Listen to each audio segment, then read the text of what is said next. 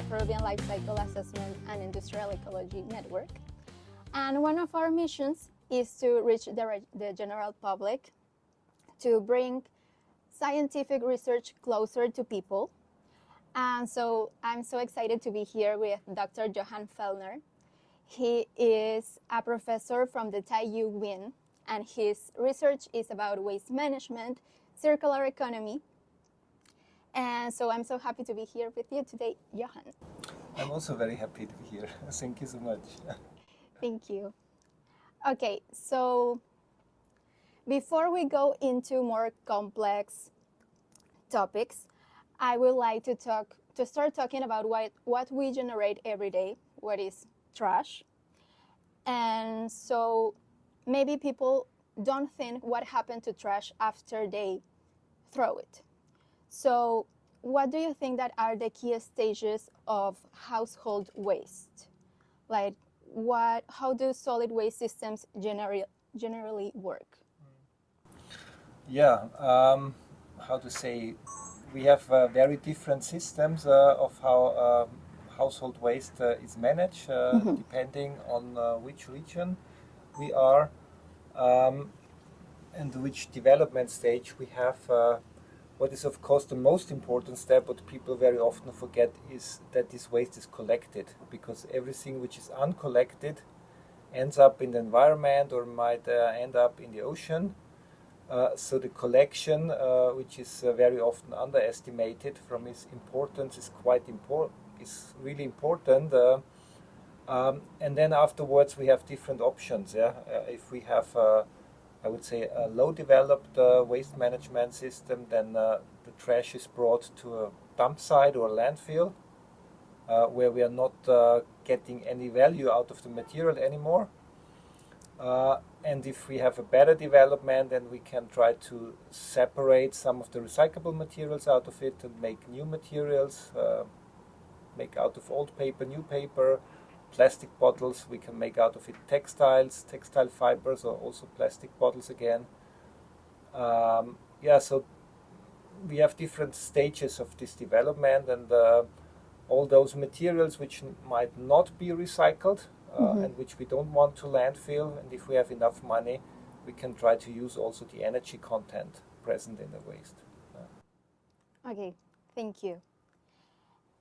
I know that one thing that really shapes how a country or city manage its waste is what's the composition of the waste. So why it's important to know what's the composition of the waste, and how does this influence the municipalities or decision makers what to do? Okay. Yeah, a very good question. Of course, the composition of the waste is quite important, which different processes we finally apply for the waste. If we have a lot of organic waste, a lot of kitchen waste, garden waste, we can apply composting. Or we should apply composting for this waste and make out of it compost, which then can be utilized in the agricultural sector. If we have a lot of paper in there or a lot of plastics or metals, we can try to establish collection schemes which separately collect this type of waste in order to send them for recycling. So it's very decisive for the different types of management of the waste in order to get an idea of how is the composition of this type of waste. Another important factor beside the composition is also the budget you have. Okay. If you have more money, you can do more sophisticated waste management than if you have lower quantities of money. And what is also important, we need to keep in mind what is the major goal of waste management, and people very often forget that the major goal is that we protect the humans and the environment, because mismanaged waste can have a lot of negative effects on the humans. So if we burn the waste in the street, we have a lot of air pollutions which affect the human health. And this is important to keep in mind, that we need to protect man and the environment, and then maybe later on we can also focus on conserving resources and how we can manage our resources in a better way. Mm-hmm. Yeah, thank you. That's so important. At the end, we have to take charge of all the things that we use. Yeah. And at the end, this is going to be like the revenge of the things that we use, because it will end up in the environment. Exactly, yeah. And what we need also to be aware about, everything what we consume, everything what we produce, everything what we buy will become sooner or later waste, yeah? Yes. Even the building here, which is used today, maybe in 10, 20 or 30 years, it will become waste, and all the equipment here inside there will become. Yes, and we are not sure where it is going to end. Exactly, and this is what waste managers supposed to design in a good way, that we are having these materials managed in an environmentally friendly way, and also in a way that we can deal, or we have enough economic resources to deal with this type of waste. Thank you. So people often think that waste management is just collecting waste, but we know that there's a lot of possibilities to give the materials a second life. So for the audience that maybe is not familiar with the research, can you define what is waste valorization, and what are some strategies to the countries to use them? Basically, when we talk about waste valorization, we also need to keep in mind there is a so-called waste hierarchy, which we're supposed to follow. And this waste hierarchy gives us a guidance that in the first glance, all the waste which we cannot prevent, I mean, the best waste is the waste which is not generated. But if we have already waste generated, the best thing would be first to have a kind of repairing this stuff and reusing it in a certain sense. If reusing is not applicable, then we can try to recycle the material, meaning that we make out of this material something new, that we make, as I said before, out of a plastic bottle, for example, textiles, or if we make out of a aluminium can, a new aluminium. So that would be recycled. That would be another valorization path. And the third valorization path, or the next valorization path, would be to make out of the waste to produce some energy, because most of the wastes contain a certain energy content, and we can make use out of this energy also. And talking about this, can you explain us what's the kind of energy that waste can produce? Okay, basically there are two different type of technologies when we talk about energy valorization from waste. There is the classical waste incineration plants, the so-called waste-to-energy plants, where we just burn the waste with the aim to produce electricity or produce hot steam for the industry. So this is one technology which is rather expensive and difficult to be applied in the global south. Yeah? It is more and more applied, but it's difficult because of the high investment costs. The other option is that we try to use so-called refuse-derived fuels. So we produce out of the waste by sieving, sorting material which has a high energy content, and then we can utilize this material in different industries, for example, the cement industry. And by utilizing this type of waste, we can substitute coal or oil or gas. And this is a very promising approach, because it doesn't need so much money to be implemented, and it, on the other hand, saves money for the operators, because they don't need to buy coal or they don't need to buy gas. And this oil and this gas has the same energy content, you mean? Or yes, this for oil. Example, for example, this type of waste, like 1 kilogram of this waste equals about half a kilogram of oil or something. Yeah? So when we utilize 1 kilogram of this type of waste, we can substitute 0.5 kilogram of oil. That's great. Thank you. So, okay, so now we know that there's the collection, the sorting, and also the recycling. But what happens when there's like a part of materials that cannot be recycled? Well, I know that incineration, what we have talked about, is one option. It's one option. And can you explain us how the countries can decide to use or to do this incineration? How they I mean, the drivers of doing incineration might be different. On the one hand, it can be also driven by economic parameters. As I said, when we utilize it in the cement industry, it's more economic feasible for the operators of these plants to use this type of fuel instead of using conventional fuels. When we talk about classical waste to energy, where we just burn the waste, not in the industry but in dedicated plants, then it's usually driven by legislation, so that the government asks that this type of waste, which is not recyclable and which is combustible, that it is incinerated. What we should not forget also, there are still wastes which cannot be recycled, which cannot be incinerated, and which needs to be landfilled. So even in highly developed economies or highly developed waste management systems, landfills are still quite important.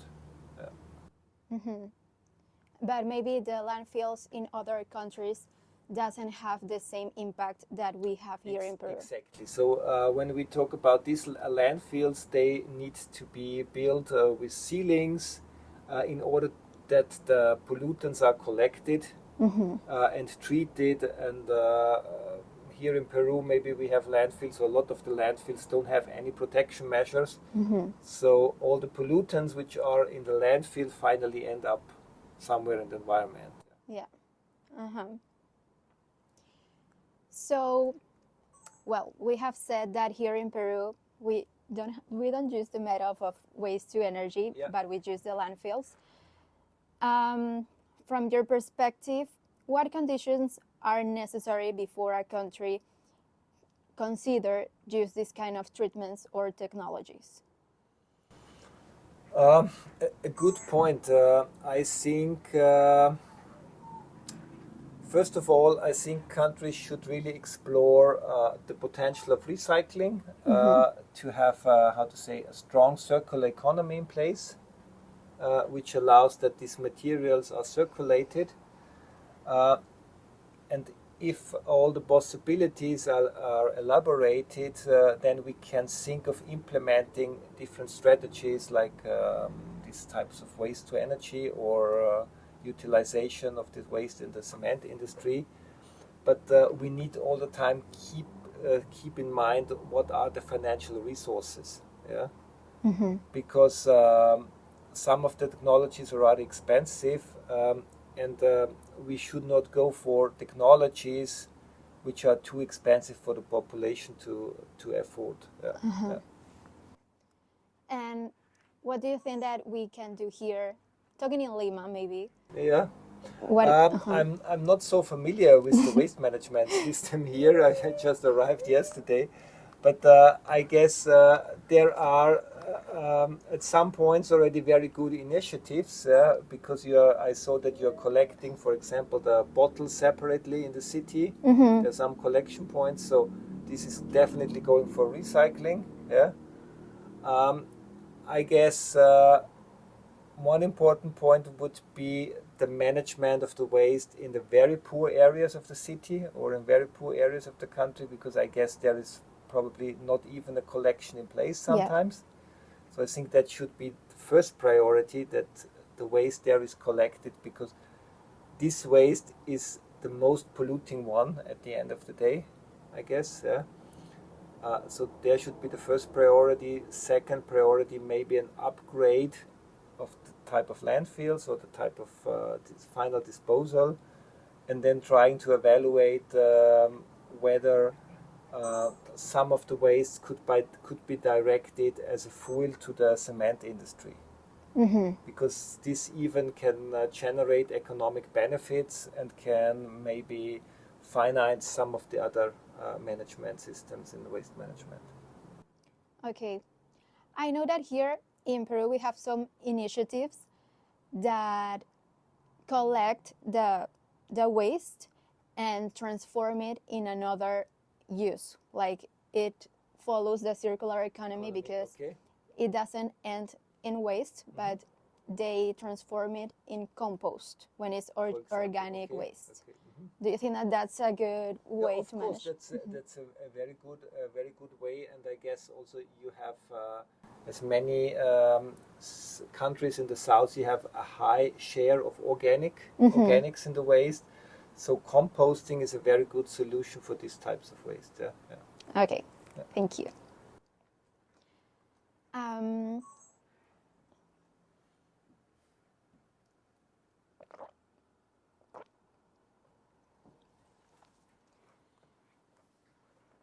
Okay, so what we were talking before, I know that you have done a research about fly ash. Fly ash, yeah. And well, that's a completely completely new concept for me and maybe for the audience that it's listening. Yeah. So can you explain us more about this, what it is and what it's used for? Okay. Fly ash is a secondary waste which arises after we combust the waste, after we incinerate the waste. We get ashes and the very fine particle, the dust-like particles, they are collected, and this is called fly ash. And this is classified as hazardous waste typically. We did research because this is a waste where we have difficulties of how to manage it. So that's the reason that we try to elaborate different ideas of how to transfer this hazardous waste into a non-hazardous waste in order to reduce the pollutants. And one technology is that we try, because there are a lot of heavy metals in there, that we try to extract the metals and send them for recycling. At the moment they are in a mixture present, but we try to investigate which technologies might be applicable in order to extract those metals separately and send them back to recycling. So that was one option. The other option was a kind of thermal treatment again of these ashes. So it's a very high-end technology what we are investigated, and it's like if you don't have problems in waste management, you can focus on this topic. Maybe that's what you can do now in Austria because you're very developed. At the moment we are doing this, and sometimes I feel sad to a certain extent because we are doing a lot of research and trying to improving the system in Austria, but the overall improvement is just 1 or 2%, the overall performance for the waste management. But when we go to other countries, we see that we could do with research much higher impact. We could have a much higher impact than what we are doing in Austria. Yeah. Yes, maybe here in Peru you can have a lot of work to do. Yes, it's a good opportunity. Yeah. Yes, but fly ash, it's like the light, like the lights when we talk about waste management, because we are able to manage the final waste. Waste, exactly. So it's like really at the very high end what we can do with those materials which are in tiny quantities out there, which are of course hazardous, but how we can better manage this type of waste. Yeah, okay, thank you. Okay, so going to the end of the interview, well, if we talk about countries from the global south, do you have any idea of how can we adapt these technologies that you are doing? Or maybe where should we start? I know that maybe collecting, separating the waste, but I don't know, maybe creating an initiative or another thing Yeah. that we can do Yeah. as families or as Yeah. universities. I believe it's not so. It's how to say it's sometimes difficult just to see what other countries are doing and trying to implement it in their own country, because the conditions Yeah. are very different. The conditions are different with regards to waste composition, different with regards to the financial resources, different with regards to the knowledge about waste management, differences also with regards to the climate. Mm-hmm. All this has a huge impact on the best management of waste. Yeah. So I think it's maybe good to see what other countries are doing, but then it needs to be carefully evaluated what makes really sense. Yeah. Yeah. I have been active in many countries. In Africa, we have a project now ongoing in Ghana. We are currently doing a project on plastics waste management in Indonesia and Thailand, or we are starting it now. And the solutions, the best solutions, I believe, are very site or regional specific. Yeah, so there is not one solution that fits everyone. Mm-hmm. And it really needs a careful evaluation of the situation, of the whole situation. Yeah.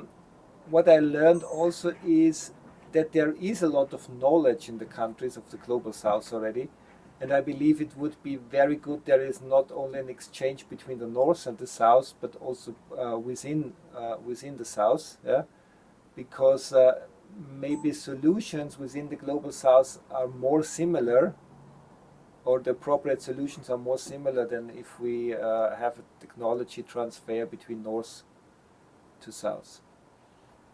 And the last point, which I believe is also important, is that a lot of waste management practice is done by the informal sector, by the scavengers, Mm-hmm. which is something which is not the case in the north, but very much in the south. This informal sector is very often not recognized officially, but I believe they have a lot of information, and I guess it would be very valuable of somehow to bring them on board to find a solution for waste management. Yeah. Yeah. They are like the main actors right now. Exactly, yeah, Uh-huh. exactly. And very often they are not considered in the right way. Yeah. Yes. They do a really hard work. Yes. Exactly, yeah. Okay. So thank you so much for all this valuable information. To end, maybe would you like to give a message to the audience for everyone who would like to make a change in Okay. waste management? So my message would be that everyone, all of us are consumers, so we need to think already when we are consuming materials that they become sooner or later waste. Mm-hmm. So that's the first thing we should think about. And the second thing is that we really try to dispose of the waste into the right bin. That this is something what the big audience or the public audience can really do. Yeah. Yeah, a very easy, a very easy thing that we can do, but it really makes a difference. Okay, thank you so much, Dr. Fellner. All this information will be very valuable and important to everyone that is here, and they are not